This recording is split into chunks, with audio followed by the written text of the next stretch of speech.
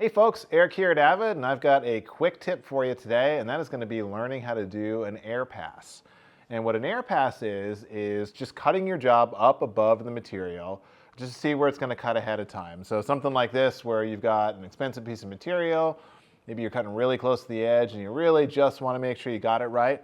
Well, you can cut above the material like this just to eyeball it and see if everything is going to work okay. And then when you're ready to cut the job, you can lower the bit back down to the proper Z and run the cut.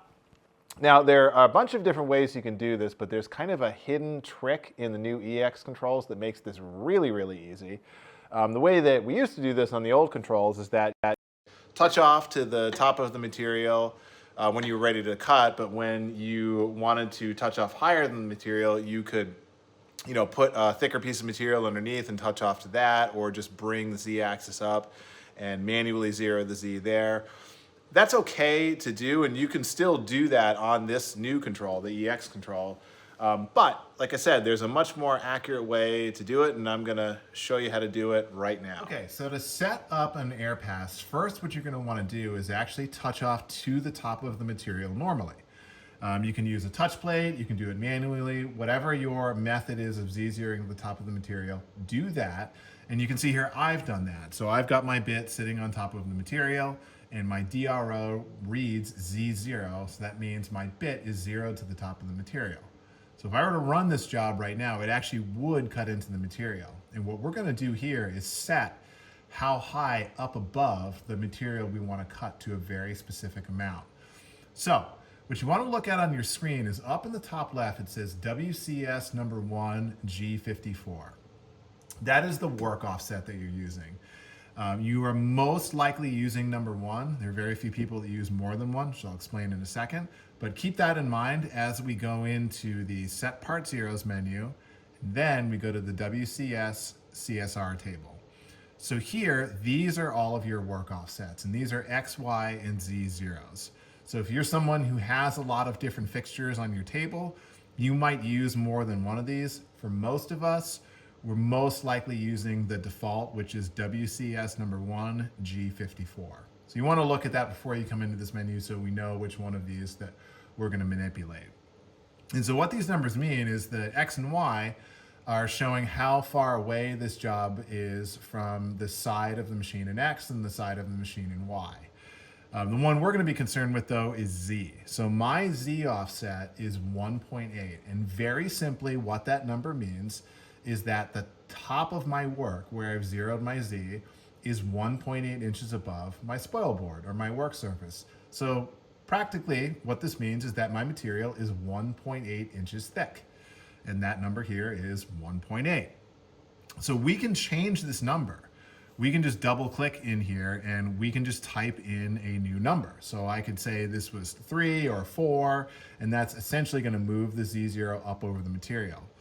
The problem with doing this, though, is you got to remember not just 1.8, but 1.80197 in this case. And you could write it down and add 2 inches to it, type in a new number, and hit save, and that would be a completely effective way to do it. But you could make keystroke errors and things like that.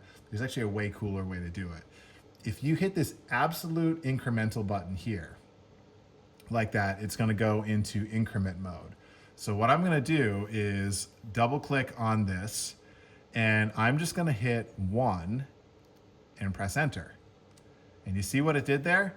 It added 1 to the number that was in there. So it went from 1.8 to 2.8. So I'll zoom in and do this again here.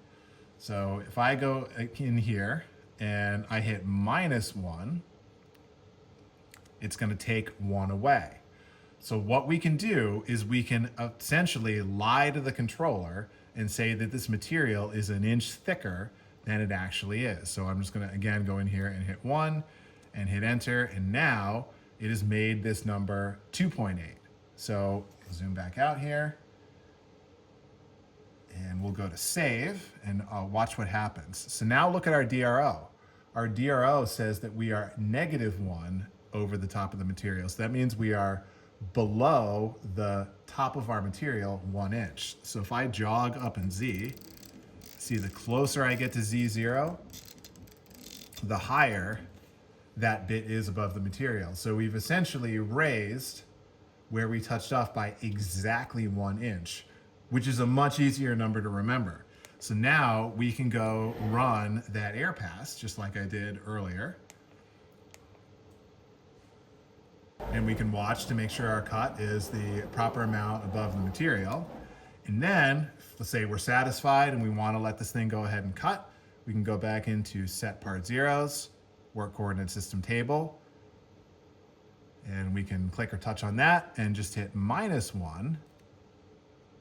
And it's going to bring it right back to that number we had before. We'll hit save, go back out to the main screen, and now if I go back over here, I can put my Z right back down to 0. And you can see here the bit is sitting right on top of the material the way we want. There you go. That is the super easy way to set up an air pass. I really like this method a lot because you only have to remember a really simple number. Instead of writing something down, taking it out, typing it in, just have to remember the number 1 or the number 2. Really, really simple, and it'll get you back to your proper Z0. So hopefully you found this useful. If you folks have any questions or want to see any videos, we love making these for you. And almost all of these videos are in response to your questions. So please comment on the videos. If you want to see anything else, post in the forums or reach out to us on social. We're here for you. We love doing this stuff and we love helping you. So let us know what you want to see and we'll make it happen.